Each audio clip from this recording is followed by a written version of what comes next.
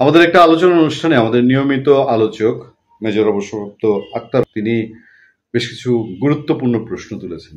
তিনি প্রশ্ন তুলেছেন যে এই যে পাকিস্তান থেকে আমাদের পাখির খাবারের নামে পপি এসছে, মাদক এসছে, সেই মাদকের জায়গায় বা একটা চালান এখন ধরা পড়েছে, তাহলে আর কোনো চালান কি এমন এসছে যে যেগুলোর থেকে এই অন্য কিছু ডিক্লেয়ার করে অটোমোবাইল পার্টস টার্স ডিক্লেয়ার করে এখানে অস্ত্র ঢোকানো হচ্ছে? কারণ এর আগে তো পাকিস্তানের বিভিন্ন জঙ্গি গোষ্ঠী এবং তাদের ইসলামিস্ট টেরোরিস্ট গ্রুপগুলো তারা বলেছে তারা বাংলাদেশে অস্ত্র পাঠাতে চায়। এই ধরনের বহু নিউজ ইন্টারন্যাশনাল মিডিয়ায় হয়েছে এবং আমাদের এখানে আলোচনা অনুষ্ঠানে ব্লিজ সম্পাদক শোয়েব চৌধুরী তিনি ওই কথাটা বলেছেন। এবং মেজর আক্তার এটাও বলেছেন যে বাংলাদেশে পাকিস্তান যুদ্ধ লাগাতে চায় এবং সেখানে তুরস্ক ইনভলভ আছে। এই যখন অবস্থা, তখন একটা খবর চারদিকে হুলস্থুল তুলেছে, অদ্ভুত ঘটনা। এই পাকিস্তানের তো জাহাজ, এই সরকার ক্ষমতা আসার পর থেকেই জাহাজ আসছে, তো এই জাহাজগুলো ভরে ভরে কি আসছে? তাইলে আমরা এই প্রশ্ন এখন তুলতে পারি না? পাকিস্তান কবেকার আমাদের জন্য অপরিহার্য বন্ধু হয়ে গেল, যেদের এত দহরম মরম এবং এদেরকে ওপেন অ্যাক্সেস, এয়ার অ্যাক্সেস, তারপরে এখন আবার সরাসরি আপনার এই সমুদ্র যোগাযোগ, পারলে তো সমুদ্র পথে রাস্তা বানায় যোগাযোগ করে। কি এমন মানে আমাদের ধর্মে, আমাদের সমাজে, আমাদের সংস্কৃতিতে, আমাদের অর্থনীতিতে কি পাওয়া যাবে এদের কাছ থেকে, যারা নিজেরাই ভিক্ষা করে সারা পৃথিবী জুড়ে? সে সময় এই অদ্ভুত খবর সারা দেশে ভাইরাল হওয়ার পথে এবং সবারই চোখ বড় বড় করে দিয়েছে। পাকিস্তান থেকে পাখির খাদ্যের নামে এলো 25 টন মাদক। এবং মেইনস্ট্রিম মিডিয়ায় বাংলাদেশে, এটা কেউ যে সোশ্যাল মিডিয়ায় গুজব ছড়াচ্ছে তা কিন্তু না। চট্টগ্রাম বন্দরে পাখির খাদ্যের আড়ালে লুকিয়ে আনা প্রায় 25,000 কেজি নিষিদ্ধ পপি সিড আটক করেছে কাস্টমস হাউসের কর্মকর্তা। আপনারা জানেন আফগানিস্তান এই ব্যবসা সাংঘাতিক করে, এবং আফগানিস্তান, পাকিস্তান, বাংলাদেশ, মিয়ানমার, এদিকে হংকং পর্যন্ত হয়ে একটা শক্তিশালী মাদক নেটওয়ার্ক কাজ করে।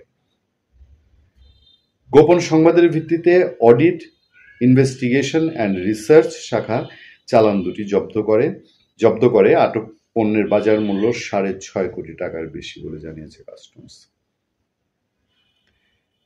বৃহস্পতিবার কাস্টমস কর্মকর্তারা জানান, মেসার্স আদিব ট্রেডিং পাকিস্তান থেকে 32,010 কেজি বার্ড ফুড আমদানির ঘোষণা দেয়। 9 অক্টোবর পণ্য চালানটি চট্টগ্রাম বন্দরে পৌঁছে পরে এটি অফডক সাবের আহমেদ টিম্বার কোম্পানি লিমিটেড রাখা হয়।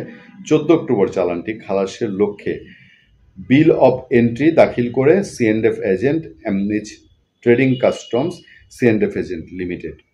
কিন্তু গোপন তথ্যের ভিত্তিতে 22 অক্টোবর কাস্টমস কন্টেনার দুটির খালাস স্থগিত করে।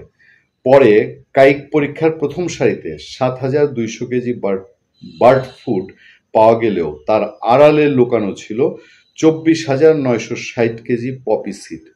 মানে বার্ড ফুড যে আনা হয়েছে এটা সামনে রেখে আড়ালে ছিল 24,900 কেজি পপি সিড।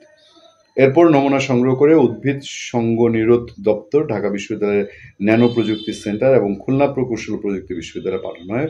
পরীক্ষায় পণ্যটি পপি সিড হিসেবে নিশ্চিত হয়।